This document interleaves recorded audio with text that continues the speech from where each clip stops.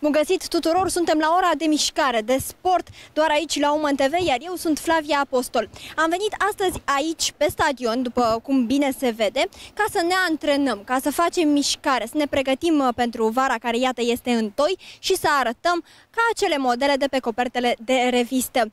Un antrenament dur ne așteaptă, evident, doar aici la Woman TV, antrenament care începe fix în acest moment.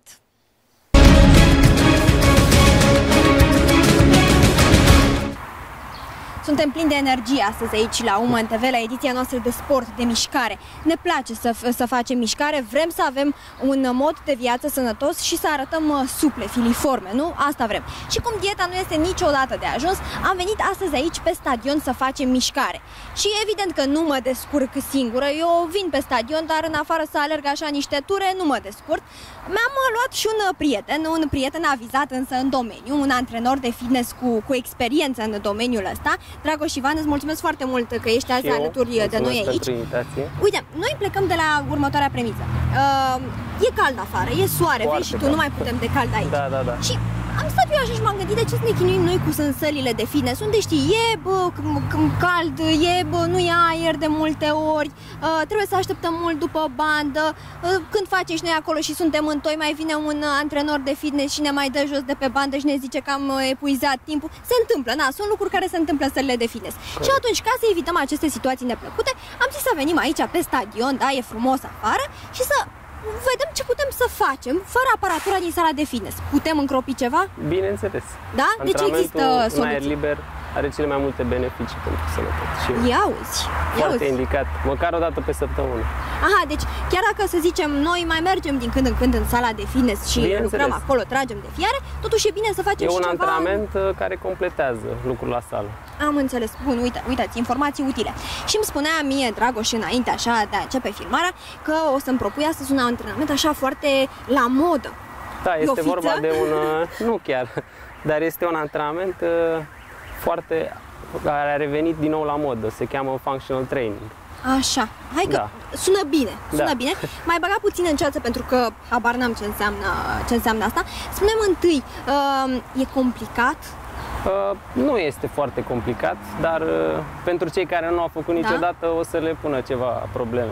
Am înțeles. Deci, eu zic așa, să vă uitați cu atenție la această emisie, după care să o închideți, să încercați și voi să mergeți pe stadion să facă antrenamentul, nu? Și după aceea să revină să mai vadă o dată, să mai vizioneze o dată, ca să vadă unde au greșit.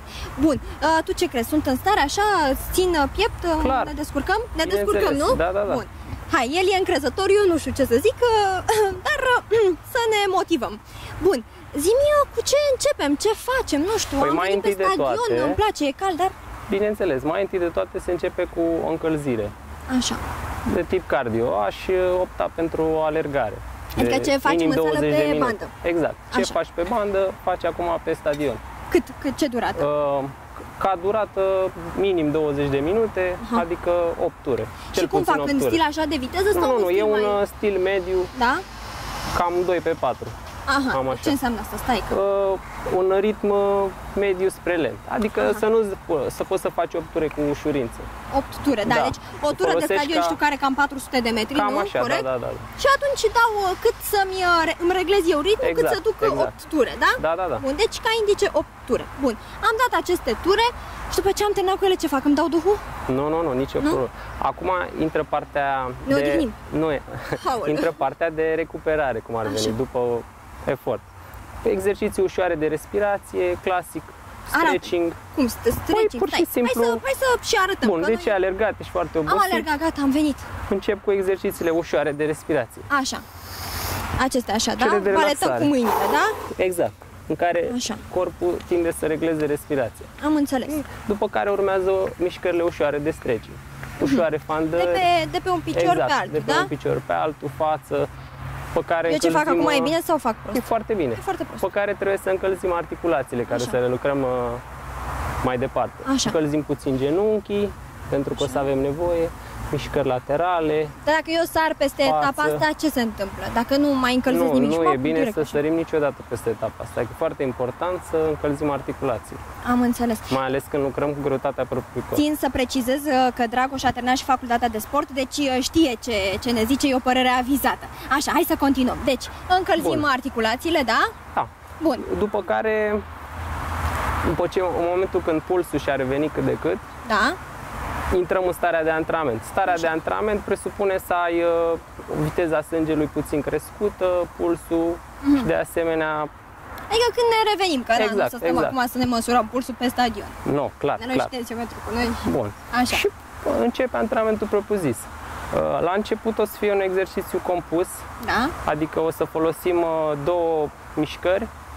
Și o să compunem un exercițiu, nu e foarte complicat, deci e compus din jumping jack, așa? Da, săriturile care le folosesc pușca și marin, cu clasica genoflexiune.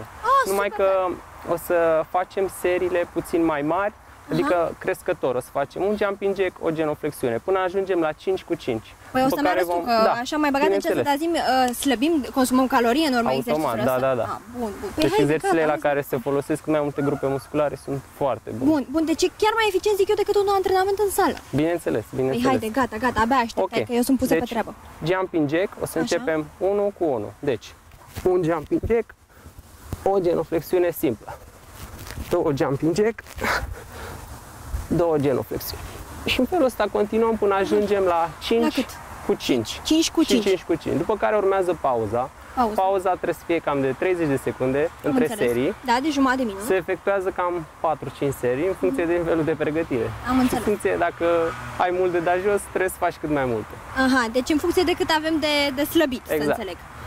Bun. Dar în pauza aia de 30 de secunde ce facem? Ne pauza de 30 țigară, tocmai asta e. Nu. Pauza trebuie să fie activă. Așa. Pur și simplu faci orice altceva, dar nu stai pe loc. Te plimbi, faci joc de glezne, exerciții de respirație.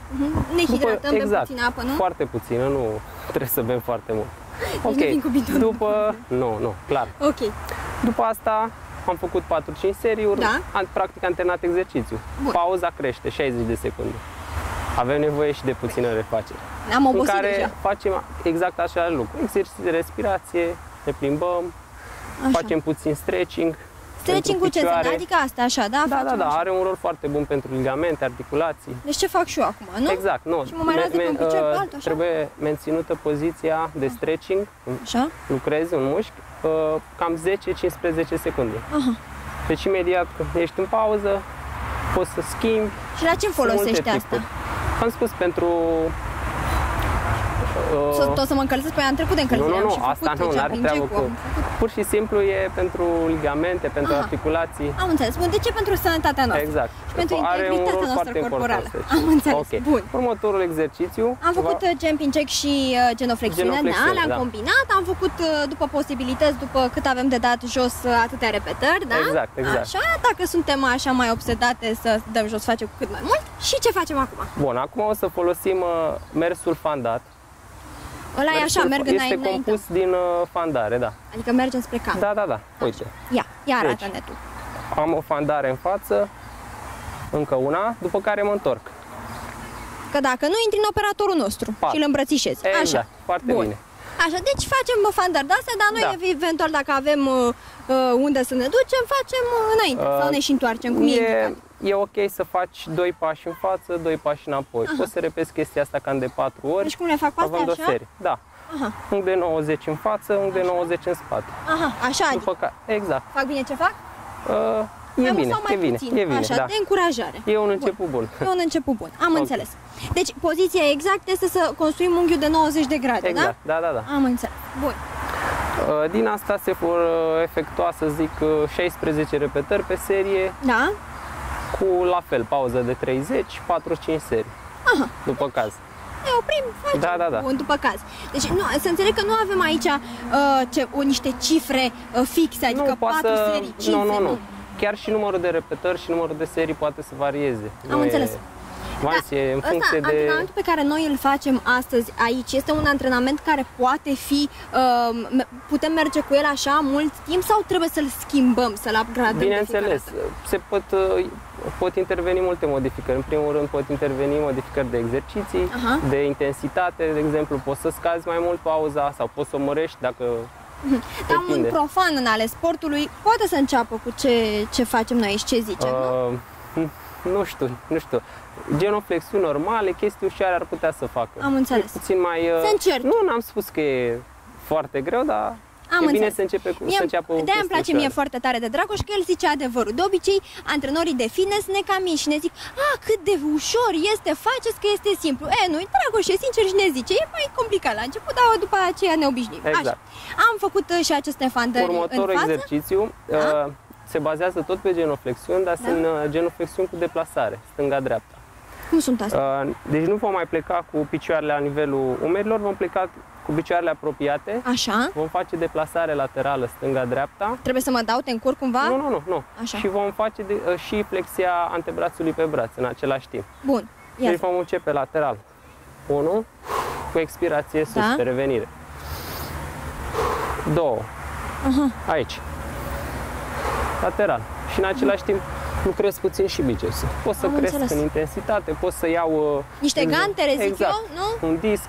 Dacă suntem în parc, nu o să avem disc, putem să luăm o sticlă de apă. Dar ne putem lua niște biscuiți din aceea ganteruță de alea mici, nu? Și putem să facem cu ele, da? Oarecum. Oarecum, e mai complicat. Bun, deci arată-mi, stai puțin să încerci și eu aici. Asta nu e foarte greu. Deci se pleacă cu picioarele apropiate. Cum apropiate? Picioarele apropiate, brațele întinse pe lângă corp și mă duc lateral. Încep cu piciorul stâng, da? Și în același timp fac și flexie. Aici. Și revir cu expirație. Da? Am înțeles. Da, deci... Am înțeles. Hai că nu e greu. Nu e greu. Și practic îmi intră partea asta a picioarelor, nu? Unde avem noi fetele coapse, predilecție pentru celulită, nu? Chiar e foarte bun. Păi auzi, e bine, atunci o să-l memorăm. Da, notați-vi-l acolo pe lista de exerciții de sport de mișcare. Acum, câte serii facem de asta? Din asta o să facem la fel, între 10 și 20 de repetări, 4 serii, cam așa. 4 serii, 10, e decent. Putem să creștem și intensitatea la fel. Dacă nu mă descurc și fac alea simple așa, genoflexiunile clasice, nu sunt bune? Ba da, sunt foarte bune, da. Sunt exerciții de bază, genoflexiunile și fandările. Dar noi acum încercăm să facem niște exerciții combinate, adică să ne intre mai multe cu mușchi. Arătăm exact ceva în plus. Iată, la aceste genoflexiuni de care îmi ziceai tu, lucrăm, ne intră și bicepsul, nu? Da, exact. Bun, acum o să facem un exercițiu tot pe bază de genoflexiuni cu lovitură. Aoleu, mă lovești? Nu e adevărat, nu. Mâinile rămân aici în gardă. Așa. Folosim o gardă mai joasă. Da. Cobor în genoflexiune, momentul când mă ridic, lovesc. Așa. Ok? Tare, da. După care revin. Hai că e la modă, într-adevăr, ai avut dreptate. Da, lovesc. Da. Din asta la fel, 10-15 repetări. Mai arată-ne așa de 2 ori ca să înțelegem exact. Inspir și expir pe lovitură. Bun, și lovim. Inspir. Și lovim. Da. Am înțeles. Sunt exerciții care se folosesc și în toate tipurile de aerobic. De exemplu, la Taebo. Da. Exact. Deci, iată că ce facem noi aici, combinăm cu resursele noastre minime pe care le avem într-un stadion, încercăm să combinăm și să facem ce faceți, ce ați putea face, de exemplu, la sălile care au abonamente din acelea scumpe. Bun, hai să vedem. Deci am lovit cameramanul nostru, da, acum cu aceste lovituri, da? Da. Și ia arată-mi și mie, totul să încerc și eu să fac așa, nu știu cât de talentată sunt, dar hai să încerc. Deci, cobor în genoflexiune normală, da? Da. Fundul înapoi. Așa. Momentul când mă ridic, pun greutatea pe piciorul ăsta, ridic genunchiul mai întâi și lovesc. Revin, cobor. Am înțeles. Da? Ceva de genul ăsta, După care, din nou, cobor, mă ridic, ridic și lovesc. În același timp scot aer afară. Exact. Am înțeles. Nu arunc așa. Deci nu arunc piciorul, ridic, lovesc, m-am întors. M-am întors. Ridic, nu e greu, e chestie de obișnuință. Ok, bun. Da. Deci exersăm până căpătăm antrenament. Clar, e foarte greu să faci din prima corect, dar cu mult exercițiu Bun, eu țin să precizez că nu am vrut să aflu antrenamentul lui Dragoș de astăzi, pentru că am vrut să ne surprindă. N-am vrut să facem așa o regie, să jucăm teatru aici în fața voastră. Nu, am vrut totul să facem așa, la prima vedere, da? Bun, ce facem acum? Am făcut și aceste lovituri. Bun, acum consider că am făcut suficient cardio, acum putem să trecem Plec acasă. Nu. Acum putem să facem lucruri la sol. Da. Bun, pentru asta o să Ne avem întindem nevoie... pe aici, pe jos? O să aduc o salteluță de izopren. Ne aduce Dragoș acum o salteluță, pentru că noi continuăm aici antrenamentul la Woman TV și vă sfătuiesc pe voi, cele care ne priviți, să țineți cont, să nu uitați aceste exerciții, eventual să vi le notați, Da. și cu proxima ocazie când aveți șansa să le puneți în aplicare. Așa, Putem Dragoș. folosi de asemenea și un prosop. Nu e obligatoriu să avem o... Noi suntem echipați acum, ne Bineînțeles, lăudăm și noi cu ce avem așa.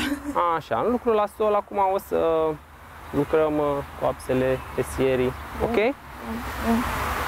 Ia. Deci, Îmi place că Dragoș ne și arată el. din decubit dorsal Așa. vom efectua clasice ridicări pentru fesier. Da? Așa, ia. Tălpile pe sol, lipite mâinile lateral. Da. Inspir, rămân o secundă Da. și cobor cu Deci expirație. rămâi acolo puțin, Da, nu? da, da. Rămân o secundă, cobor cu expirație. Exercițiul înțeles. ăsta poate avea și o parte puțin mai grea. Aha. De exemplu, da, să vă arăt. Ia, arată-le. Avem două bătăi de palme. Așa. Una în spate și una în față. Aici. Mă complici. Inspir, expir. Zi să încerc și eu? Putem să încercăm. Haide. Începem cu primul. Ia, hai să Dacă încerc și iese eu primul acum, foarte că bine, să încercăm și noi. Să nu rămân datoare, na. Deci, mă așez aici. Da. O să-ți dau ție microfonul meu. Bineînțeles. Tălpile pe sol. Tălpile pe sol. Vin puțin mai în față. Brațele aici. Și ridic ușor bazinul. Foarte ușor. Rămân o secundă. Cobor cu expirație. O distanță, nu ating solul, da? Cobor ușor. Așa. Inspir. Expir. Foarte bine. Suficient. Bravo. Acum încercăm și partea mai grea. Începem mâinile sus, aici, aplaudăm o dată acolo și o dată aici în față. Așa, foarte bine. Și expir jos, aici. Bun, foarte bine. Încă una. Perfect. Suficient. Ce notă îmi dai, Dragoș? Notă de trecere, în primul rând. E bine asta. Da. Hai că-i zgârcit. Bun. Acum. Deci am făcut aceste exerciții. Câte facem? Dacă îl facem pe primul, cel mai ușor, Da. vom efectua cam 20 de repetări, Așa. la fel, 4 serii. Pauzele, fiind un exercițiu mai ușor, poate să fie chiar și mai mici de 30 Da. de secunde. Dacă efectuăm al doilea exercițiu, Eu l-am făcut prost pe al doilea? nu. Nu. De ce bine? Eu acum? început bine, da. Ok. Păi stai puțin, că eu acum sunt așa puțin confuză. Ce o să capăt eu pe parcurs? Adică când o să mă perfecționez, în ce o să constă diferența? O să constea în faptul că o să crească intensitatea Da. și rapiditatea în execuție. Am înțeles, am înțeles. Asta o să Dar constea la și o să le început- faci cu mare ușurință. Dar la început, ca să nu ne chinuim, să nu fie și pericol, mă gândesc eu, de accidentare, putem să începem așa mai... Tot timpul când faci o mișcare Da. nouă, trebuie să o faci într-un ritm mai lent, Da. ca să prinzi mișcarea respectivă, să nu Bun. te accidentezi. Deci, nota bene, țineți minte. Ok, am văzut și acest exercițiu care, sincer, mie mi-a plăcut. Dar nu vreau să trec la următorul până nu mi-explici exact ce mi-a lucrat aici. Bun, aici lucrează în primul rând fesierii, Da, adică fundul, da, coapsa, bicepsul femoral, partea posterioară a coapsei, adică partea asta, nu? Pe unde Da, se da, adună da, celulita. exact. Așa. și abdomenul lucrează de asemenea abdomenul. foarte bine. Da. Și ce putem să căpătăm la abdomen? Îl căpătăm așa conturat, frumos, nu? Nu, o să vă arăt mai încolo niște exerciții și pentru abdomen. Am înțeles, Asta era ok. mai mult pentru fesier. Am înțeles. Ce vrei? Noi, fetele, încercăm dintr-un exercițiu să căpătăm totul, dacă am Da. putea tot. Să scăpăm repede. Bun. Ok, următorul exercițiu Da. e un exercițiu clasic care se lucrează la saltea, Da. din nou, tot pentru fesier. E clasic o ridicare, kick-up. Aici, Kick-up se numește, lovesc da? sus tavanul. Oho, E ca și cum aș avea un obiect care trebuie să lovesc. da. Aici. Da, Aici tare. se vor efectua 10-15 repetări pe fiecare parte, 4 serii. 4 serii, 20-30 de repetări. Am înțeles. În funcție de E greu ăsta? Nu, ăsta e foarte simplu. Poți să încerci, te da? rog. Hai să încerc și eu dacă zici. Uite, ți-l cedez ție. Așa, genunchii la nivelul umerilor, depărtați puțin. Așa. Și e ca și cum aș lovi tavanul. Uite, aici, lovește așa. Așa? E ok, da. Acceptabil? Da, bun. Așa. Deci înseamnă că am mai avansat așa față de celălalt, că la altul abia am luat 5 ăla de trecere. Acum mergem un 7 spre 8. Vai, ne-am mai împrietenit aici. Așa, bun. Ce facem? Ne-am obosit, ne mai tragem sufletul așa puțin. Da, acum ne simțim bine. Mai dăm o tură de alergat, ce facem? Nu. O să lucrăm tot la sol. Așa. Ultimul exercițiu înainte de a trece la abdomene. Abdomenul este punctul final. Să înțeleg eu că întotdeauna încheiem un antrenament cu abdomenele, nu? Nu neapărat, putem să le facem și la mijloc și la sfârșit. De regulă eu așa lucrez abdomenul la sfârșit. La sfârșit, de ce? Exact. Intră mai bine, nu? Lucrăm toate grupele. Nu vrei să te obosești cu ele. Exact. Am înțeles. Bun, următor exercițiu. Așa. Iarăși ne rugăm. Așa. Da. Folosim poziția asta clasică. Aduc lateral și revin cu expirație. Deci este similar cu cel anterior, nu? Dar numai că nu se întâmplă mișcarea în spate, se întâmplă în lateral, înțeleg eu. Laterală, da. După 10 repetări poți să rămân aici, puțin 10 secunde în izometrie. Ca să lucreze. Exact, să rămână puțin. Am înțeles. Ia, să arătăm și spre camera, așa, ca să... Bun, arătăm și spre camera, exact, ca să înțeleagă lumea exact ce facem aici. Inspir, expir. După 10 repetări, rămân aici, puțin în izometrie. Ok? Și rămânem, susținem puțin cât putem, cât ducem, nu? Bineînțeles. Aici tot așa 4 serii, da? 4 serii, exact. S-au adunat cam multe.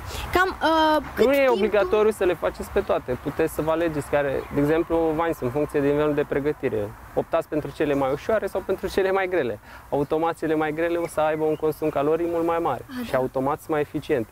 Am înțeles. Deci exercițiile compuse... Dar tu ce crezi? Dacă înainte acasă mănânc așa o mare savarină și după aia vin aici o dau jos, după antrenamentul ăsta, cu antrenamentul ăsta? E foarte posibil, da. Să dați mai mult decât o savarină. Serios? Clar, da. Eu zic să vă apucați de acest antrenament cât mai repede. Bun. Zi-mi, ce am eu voie să am la mine? Pot să mai mănânc ceva în timpul antrenamentului? Un baton din acela de slăbit? Trebuie să-mi iau un supliment, ceva? De preferabil ar fi să mâncăm la sfârșitul antrenamentului. Antrenamentul să-l folosim, timpul de antrenament să-l folosim doar pentru antrenamentul propriu-zis. Adică nu ne apucăm aici doar o sticlă de apă să ne hidratăm, atât. Îmi trebuie, nu știu, ceva energizant, băuturi din acelea cu L-carnitină, îmi trebuie ceva? Da, se poate folosi după caz. Da? În cazul în care ți-ai propus să slăbești și ai deja peste 10 kg față de greutatea ta optimă, poți să folosești lăsător de grăsimi. Nu vorbesc la modul general. Am înțeles. Poți folosi un arăsător de grăsimi, lichid sau pastile. Nu e obligatoriu, dar crește eficiența exercițiului. Am înțeles. Adică sunt arderile mult mai... Bineînțeles, oricum corpul nostru arde grăsimi și la 12 ore după ce ai terminat antrenamentul. Serios? Dacă faci un antrenament reușit... Cum așa? Păi stai, explică-mi, stai să dezvoltăm aici, că mi-ai dat o veste pe care nu știm. Adică eu credeam că fac antrenamentul aici, consum ce consum, am plecat acasă, gata. Un antrenament de tip functional training intens. Ce facem noi azi aici? Da, activează metabolismul și poate să... Deci poți să arzi până la 12 ore după ce ai terminat antrenamentul, corpul în continuare îți activează metabolismul. Functional training facem noi aici la Uman TV, așa o denumire zic eu la modă. O parte, bineînțeles, vor mai urma și alte părți. Bun, Dragoș, am făcut și am făcut până acum, până aici, cred că îmi ziceai de ceva de niște abdomene. Da, ok, acum adică, o să trecem la abdomene. Da, nu înainte, de-am zice, cam cât estimezi tu că ar trebui să ne ia acest antrenament ca timp? Păi ca timp... Cât loc să ne facem noi acolo în agenda pentru acest antrenament? Cu încălzirea de 20 de minute, plus încă 40 de minute propriu-zis de lucru. Da? Cam o oră. Da. Deci cam 40 de minute o să se ridică. Exact. Poate să varieze, poate să fie și 30, poate să fie și 50. Depinde de intensitate. Am înțeles. Bun. Bine, depinde și de pauzele pe care le luăm, că mai bine zic eu să stăm un pic mai mult în pauză decât să facem un infart pe aici. Bun, hai să vedem acele abdomene. Sunt grele, sunt complicate? Nu, o să arăt niște abdomene mai ușoare. Perfect. Ok. Cu fața la cameră, da? Cu fața la cameră, să te vadă toate domnișoarele. Îți câștigi admiratori aici, la noi. Clar. Așa, uite, vin și eu lângă tine. Ok. Și sunt curioasă ce mi-arăți. Ușor, tălpile pe sol. Așa. Brațele în extensie, palmele în supinație și fac 3 ridicări ușoare, lente și scurte. Deci, aici. 1, 2, 3. După 3 ridicări, schimb priza, mă duc mai sus și le fac puțin mai rapide. Aha, adică lucrezi și te duci mai în jos și lucrezi abdomenul cam din toate părțile lui, cum ar veni. Exact, și cel După care superior și inferior. Așa. Și superior și inferior, și fibrele albe și fibrele roșii. Care sunt alea? Toți mușchii au și fibre albe și fibre roșii. Unele au nevoie de contracții rapide, unele au nevoie de contracții lente. Și revin din nou cu 3 lente, după care sus 3 rapide. Schimb și priză mixtă. Din acest exercițiu voi face 24 de repetări. 24? Dar de ce 24? Păi sunt 3 cu 3, 6. 6 ori 4, 24. Am înțeles, Așa. Și vom face 4 serii. Am înțeles. V-am zis, un exercițiu care combine și contracții lente și contracții rapide. Deci cu exercițiul ăsta înțeleg eu că lucrăm tot abdomenul și cel inferior și cel superior. Exact, drepții abdominal și inferior și superior. Păi e bine atunci. Da. Hai că împușcăm 2 iepuri dintr-o singură lovitură, ceea ce mi se pare excelent. Așa. Ok. Următorul exercițiu, tot la sol, din aceeași poziție. Singura diferență va fi că ridic piciorul, genunchiul în extensie, trag talpa spre mine, brațele aici. Și... Nu vrei tu să ne întoarcem așa ca să nu le dăm cu piciorul în cameră, că zic ca să exemplificăm mai bine exercițiul. Așa. Perfect. Deci, genunchiul sus, extensie, brațele aici și mă ridic ușor. Inspir, expir. Trag aer, scot aer. 10 pe stângul, 10 pe drept. 10 pe drept, vrei să nu neglijăm. Zici tu? Eu zic că e ușor. Mă pune la treabă acum. Deci, cum fac? Mai în față puțin. Așa. Ridic piciorul în extensie, genunchiul în extensie, trag vârful, brațele aici. Aici. Aici. Priza mixtă și mă ridic ușor. 1. Ușor. 2. 3. Încă 2. Foarte bine. Ce spui? Acum schimbăm și piciorul. Trag vârful, 1, 2, inspir, expir, 3, 4 și încă una, 5. Foarte drăguțe sunt. Da? Da, chiar mi s-au părut complicate, adică mă așteptam să fie mai dificile. Și fac, zici tu că se adună ceva exerciții. Da, aici o să fie 20 de repetări, 4 serii. 10 pe fiecare picior. Deci 20 ori 4, 80. Cam așa. Am înțeles. Și în momentul ăsta pot eu să mă laud că am lucrat tot corpul? Nu, mai avem oblicii abdominal, părțile laterale. Așa. Mai avem încă un exercițiu. Hai. Da. Ne așezăm, punem un picior peste, aici. Da. Mâna asta vine în prelungire. Da. Și pun mâna la ceafă. Da? Și mă duc cot la genunchi opus. Ok. Și trebuie să atingi cotul cu genunchiul? Nu e nevoie. Adică mai scurte să Da. Cât să dai o contracție abdomenului. Bineînțeles. Exact. După ce am făcut 10 repetări, schimb piciorul. Așa. Schimb și mâna. Pot să mai fac aici încă 10. Mai e o variantă puțin mai dificilă, să crește în dificultatea exercițiului. Pur și simplu ridic aici piciorul. Deja se complică puțin. Mamă, cât te ridicăm. Deja abdomenul e în contracție. Da. Ia. Când faci tu? Da, e. Simte, clar. Se simte. Deci dacă îl fac și pe ăsta... Da, ăsta e puțin mai complicat. E mai complicat. Zi-mi acum, că eu cred că nu e suficient așa, vin și eu odată aici pe stadion, fac și eu câteva exerciții și gata, nu? Cam la cât timp trebuie să vin să repet acest antrenament? Cam de 2 ori pe săptămână e suficient și odată. E un antrenament mai complex, care implică mai multe resurse energetice și pe măsură ce te obișnuiești poți să vii să-l faci mai des, dar la început e suficient... Și pe ploaie, nu? De ce nu? La început e recomandat cam o dată pe săptămână. Și dacă să zic a doua zi, după ce am făcut acest antrenament, mă trezesc cu febră musculară, ce fac? Automat o să fie febră. Nu este nicio problemă. Nu. febra musculară e un lucru bun. Am înțeles. E semnul că ai lucrat și că antrenamentul tău a fost complet. Deci mă motivează să merg, înainte. Am ajuns la finalul antrenamentului nostru de astăzi? După ce terminăm tot antrenamentul, vom efectua din nou exerciții de respirație, stretching ușor. Cum ar veni să ne revenim puțin. Da, exact. Când să... Tot, din nou, o să începem cu fandări, ușoare și cu exerciții de respirație. Da? Mă las ușor, pun cotul aici, rămân 10 secunde. Da. La fel, după care la fel faci pe partea opusă? Da. Exerciții ușoare de respirație. Adică, practic, să ne ieșim din starea aceea sportivă. Pur și simplu trebuie să revin cu pulsul la o valoare normală. Da, pentru că acum a fost așa ridicat că ne-am solicitat organismul, nu? Bun, deci este un antrenament practic de o oră, da? Un antrenament combinat în care lucrăm mai mult, cam tot corpul, zic eu, nu? Da, și eu zic la fel. Și tu zici la fel, dacă zici și tu bine, dacă zici tu la fel, sunt exerciții mult mai complexe, mult mai grele. Stai puțin, Iane, încet. Dar deocamdată ăsta e foarte bun, Bun. E suficient. Am înțeles. Deci, iată că există o alternativă vara, nu? Când este cald, frumos afară și soare, există alternativă, găsim o altă soluție în loc de sală, da? Și putem să ieșim să ne și aerisim. În încheiere, ce facem după ce am făcut și aceste fandări? Mai pot să mai dau o tură sau nu mai dau?